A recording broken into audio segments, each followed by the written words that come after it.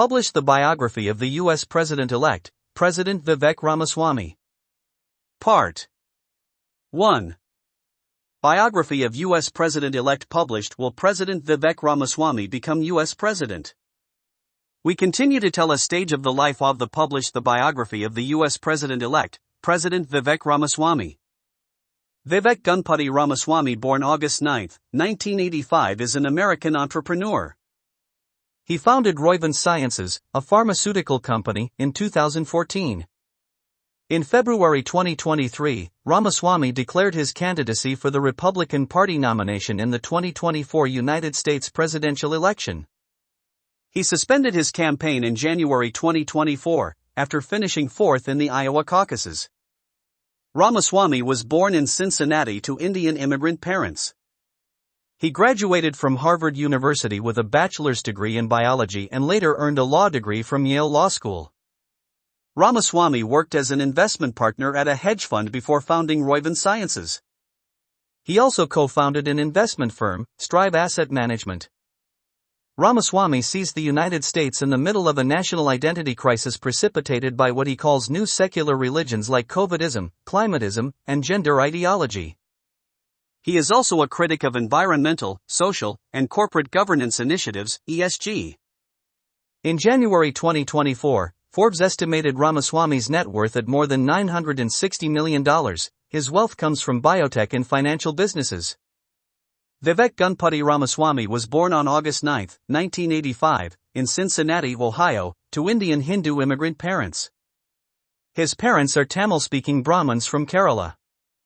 His father, V. Gunpati Ramaswamy, a graduate of the National Institute of Technology Calicut, worked as an engineer and patent attorney for General Electric, while his mother, Geeta Ramaswamy, a graduate of the Mysore Medical College and Research Institute, worked as a geriatric psychiatrist.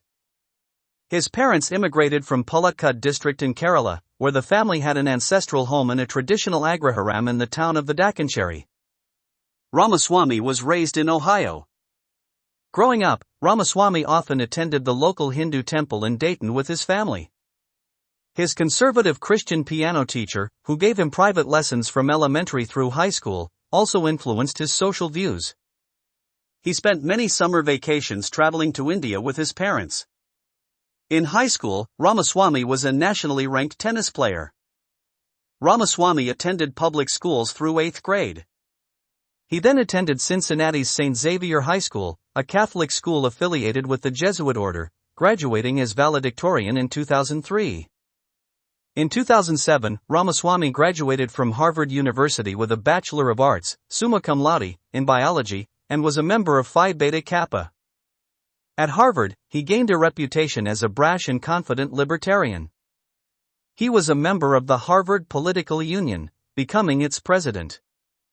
He told the Harvard Crimson that he considered himself a contrarian who loved to debate. While in college, he performed Eminem covers and libertarian-themed rap music under the stage name and alter ego Devek, and was an intern for the hedge fund Amaranth Advisors and the investment bank Goldman Sachs. He wrote his senior thesis on the ethical questions raised by creating human-animal chimeras and earned a Bowdoin Prize. In 2011, Ramaswamy was awarded a postgraduate fellowship by the Paul and Daisy Soros Fellowships for New Americans, which he used to attend Yale Law School.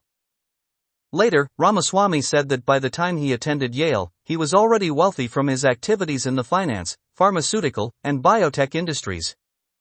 He said in 2023 that he had a net worth of around $15 million before graduating from law school. At Yale he befriended fellow Ohio native and future U.S. Senator J.D. Vance. He earned a Juris Doctor in 2013. In a 2023 interview, Ramaswamy said that he was a member of the campus Jewish Intellectual Discussion Society Shabtai while a law student. In 2007, Ramaswamy and Travis May co-founded Campus Venture Network, which published a private social networking website for university students who aspired to launch a business. The company was sold to the non-profit Ewing Marion Kauffman Foundation in 2009. Ramaswamy worked at the hedge fund QVT Financial from 2007 to 2014. He was a partner and co-managed the firm's biotech portfolio. QVT's biotech investments under Ramaswamy included stakes in Palatine Technologies, Concert Pharmaceuticals, Pharmacet, and Martin Shkreli's Retrophin. In a 2023 speech and in his book Woke Incorporated, Ramaswamy called Shkreli, whose company had greatly increased the cost of a life-saving drug, both brilliant and a pathological liar. He criticized the U.S. Department of Justice for prosecuting Shkreli, calling his fraud a victimless crime. In 2014, Ramaswamy founded the biotechnology firm Roivant Sciences. The Roy in the company's name refers to return on investment. The company was incorporated in Bermuda, a tax haven, and received almost $100 million in startup capital from QVT and other investors, including RA Capital Management, Visium Asset Management, and the hedge fund managers D.E. Shaw & Company and Falcon Edge Capital. Roivant's strategy was to purchase patents from larger pharmaceutical companies for drugs that had not yet been successfully developed, and then bring them to the market. The company created numerous subsidiaries, including Dermavant, focused on dermatology, Urovant, focused on urological disease, and China-based Sinovant and Cytovant, focused on the Asian market. In 2015, Ramaswamy raised $360 million for the Roivant subsidiary Axovant Sciences in an attempt to market intiperdine as a drug for Alzheimer's disease. In December 2014, Axovant purchased the patent for intiperdine from GlaxoSmithKline, where the drug had failed 4 previous clinical trials, for $5 million, a small sum in the industry. Ramaswamy appeared on the cover of Forbes in 2015, and said his company would be the highest return on investment endeavor ever taken up in the pharmaceutical industry. Before new clinical trials began, he engineered an initial public offering, IPO, in Axovant. Axovant became a Wall Street darling and raised $315 million in its IPO. The company's market value initially soared to almost $3 billion, although at the time it only had 8 employees, including Ramaswamy's brother and mother. Ramaswamy took a massive payout after selling a portion of his shares in Roivant to Viking Global investors. He claimed more than $37 million in capital gains in 2015. Ramaswamy said his company would be the Berkshire Hathaway of drug development and touted the drug as a tremendous opportunity that could help millions of patients, prompting some criticism that he was overpromising. In September 2017, the company announced that intiperdine had failed in its large clinical trial. The company's value plunged, it lost 75% in one day and continued to decline afterward. Shareholders who lost money included various institutional investors, such as the California State Teachers Retirement System Pension Fund. Ramaswamy was insulated from much of Axovant's losses because he held his stake through Roivant. The company abandoned intiperdine. In 2018, Ramaswamy said he had no regrets about how the company handled the drug.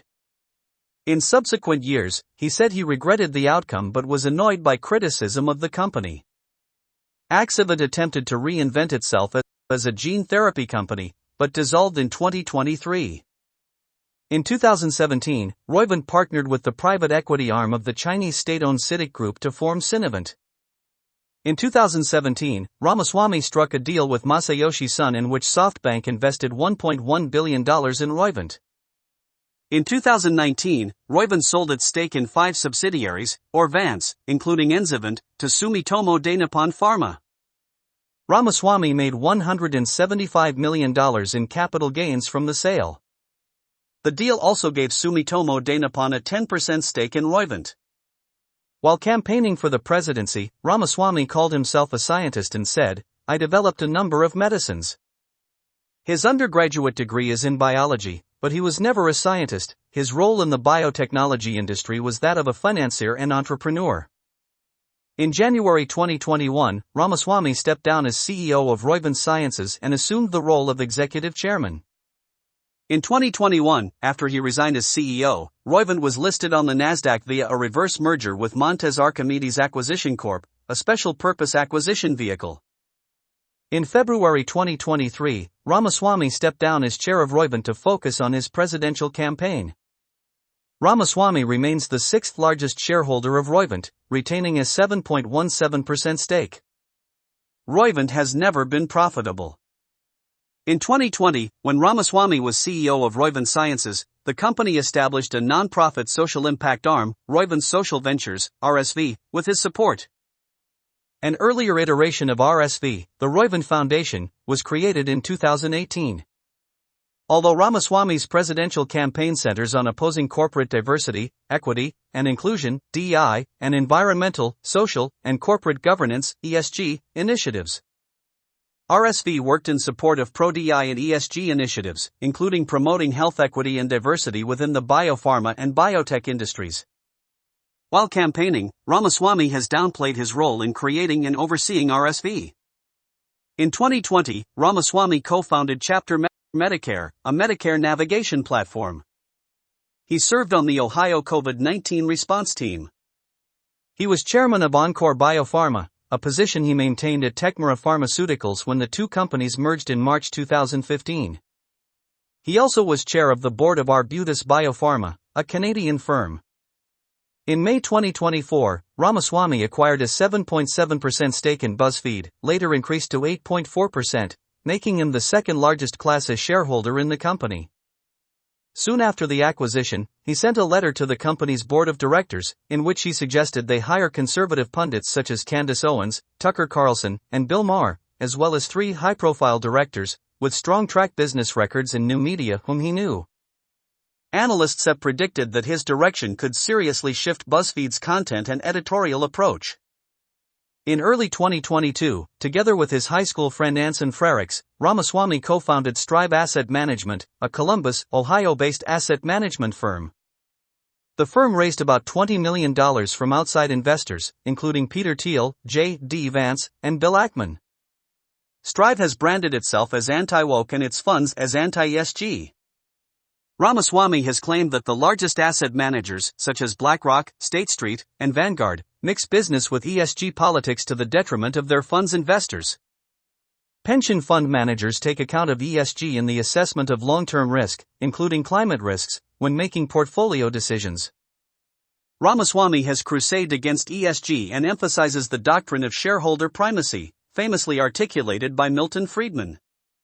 In his book Woke Incorporated, Inside Corporate America's Social Justice Scam and Elsewhere, he has depicted private corporations' socially conscious investing as simultaneously ineffective and the greatest threat to American society. He published a second book, Nation of Victims, Identity Politics, The Death of Merit, and the Path Back to Excellence, in September 2022, a few months before announcing his presidential candidacy. Strive's flagship fund, the exchange-traded fund DRLL, launched in 2022 as an anti-woke energy sector index fund. Ramaswamy said that Strive would push energy companies to drill for more oil, frack for more natural gas, and do whatever allows them to be most successful over the long run without regard to political, social, cultural, or environmental agendas. In October 2022, Ramaswamy held closed-door meetings with South Carolina lawmakers in a session arranged by State Treasurer Curtis Loftus. During the meetings, Ramaswamy pitched Strive to manage South Carolina pension funds. In June 2023, after the Post and Courier reported on the meetings, the sessions were criticized as a form of unregistered lobbying. Ramaswamy's campaign manager denied any impropriety. Ramaswamy was Strive's executive chairman before resigning in February 2023 to focus on his presidential campaign. I stop at this point today. Until next time, stay curious, stay informed, and keep exploring the world's incredible stories. Soon we will publish Part 2. Thank you for watching.